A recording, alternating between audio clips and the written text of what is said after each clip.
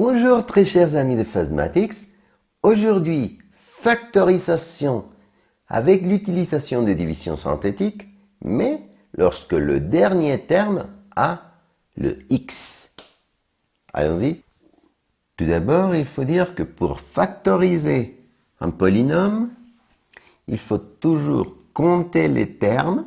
J'ai ici un terme séparé par un signe négatif d'un autre terme, séparé par un signe négatif d'un autre terme, séparé par un signe négatif d'un autre terme. Nous avons 4 termes. Alors, on va regarder notre liste de cas de factorisation. Est-ce que nous avons quelque chose qui se répète dans tous les termes? Mais bien sûr, parce que le x est là pour tous.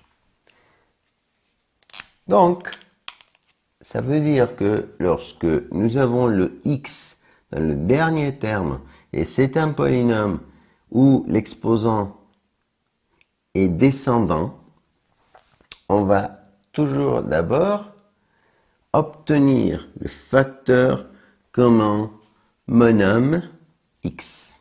Parce que le x, c'est la lettre qui se répète avec le plus petit exposant. Donc, facteur commun x, et ensuite, on divise. Rappelez-vous, sinon, vous pouvez regarder notre vidéo par rapport au facteur commun monome. X puissance 4 divisé par x puissance 1, on va soustraire les exposants et on obtient x puissance 3. Ensuite, négatif divisé par positif, négatif.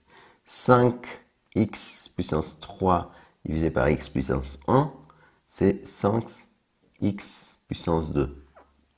Ensuite, négatif divisé par positif, négatif. 10x puissance 2 divisé par x puissance 1, c'est 10x.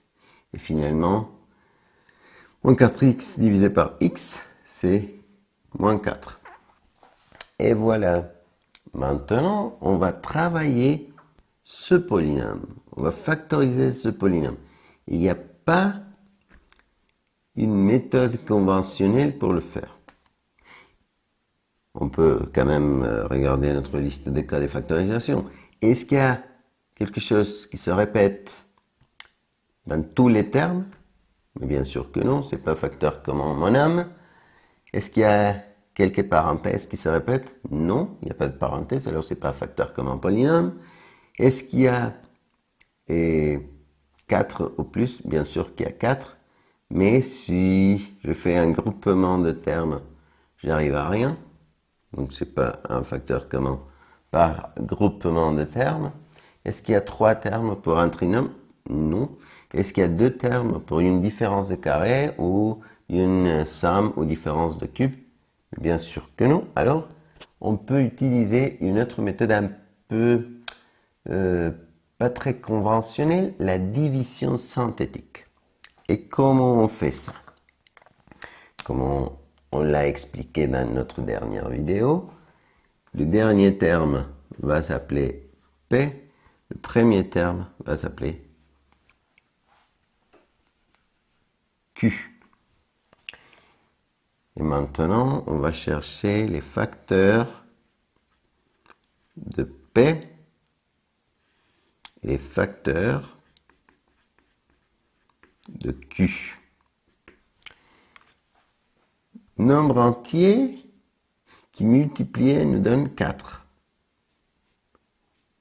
Le 1, parce que 1 fois 4, c'est 4. Le 2, parce que 2 fois 2, c'est 4. Et le 4, parce que 4 fois 1, c'est 4. Peu importe si positif, si négatif, on peut l'obtenir. Et nombre entier qui multiplié nous donne 1. C'est très facile, le 1.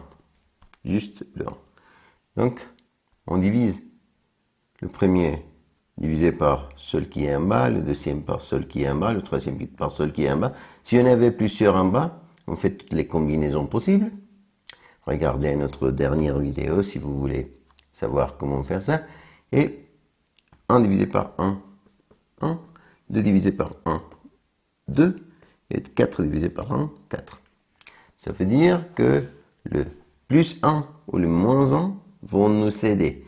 Le plus 2 ou le moins 2 peuvent nous aider. Le plus 4 ou le moins 4 peuvent nous aider à faire la factorisation. Donc, on va essayer. Comment? Eh bien, on va copier les coefficients de notre polynôme. De notre polynôme, pas le x. Là, c'est déjà factorisé, mais ici, on va copier le 1, le moins 5, le moins 10 et le moins 4. Et on va essayer peut-être avec le moins 1. Toujours d'abord, on va faire l'addition et ensuite, on va faire une multiplication. 1 plus rien, 1. Moins 1 fois 1, moins 1. Moins 5, encore une fois, l'addition. Moins 5 plus moins 1, moins 6. Ensuite, encore une fois la multiplication.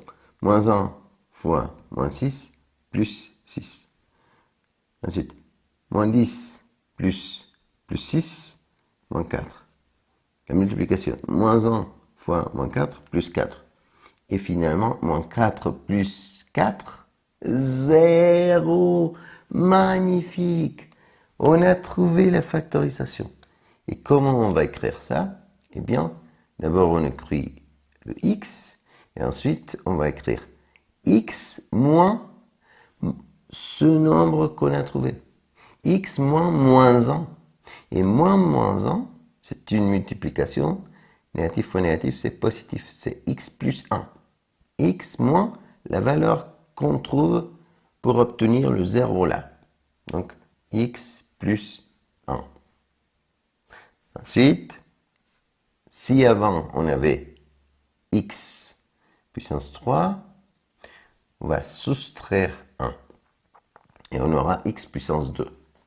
Ce coefficient avec x puissance 2, ce coefficient avec x, ce coefficient tout seul. Et maintenant, on devra calculer la factorisation de cette expression. Mais on se rend compte que c'est un trinôme, mais j'obtiens rien si j'essaye de factoriser ce trinôme par les méthodes conventionnelles. Donc, il faudra utiliser la formule quadratique. Rappelez-vous, pour la formule quadratique, le nombre qui accompagne le x au carré, c'est a, le nombre qui accompagne le x, c'est b, et le nombre qui est tout seul, c'est c. Donc, nous savons que le x, c'est égal à moins b plus moins la racine carrée de b au carré, moins 4 fois a fois c, et tout divisé par 2 fois a. Maintenant, moins la valeur de b, moins 6, plus moins la racine carrée de la valeur de b, moins 6, au carré, moins 4 fois a, 1, fois c, moins 4, et tout ça divisé par 2 fois la valeur de a, 1. Faites très attention parce que ici, lorsqu'on utilise la formule quadratique, il faut toujours mettre que des nombres, pas de lettres. Ça, c'est très important. Et maintenant, nous avons négatif fois négatif positif, plus moins la racine carrée de moins 6 au carré, plus 36, moins 4 fois plus 1 fois moins 4, négatif fois négatif, négatif fois positif, négatif fois négatif, positif, 4 fois 1, 4 fois 4, 16, plus le 36, 52, divisé par 2 fois 1, 2.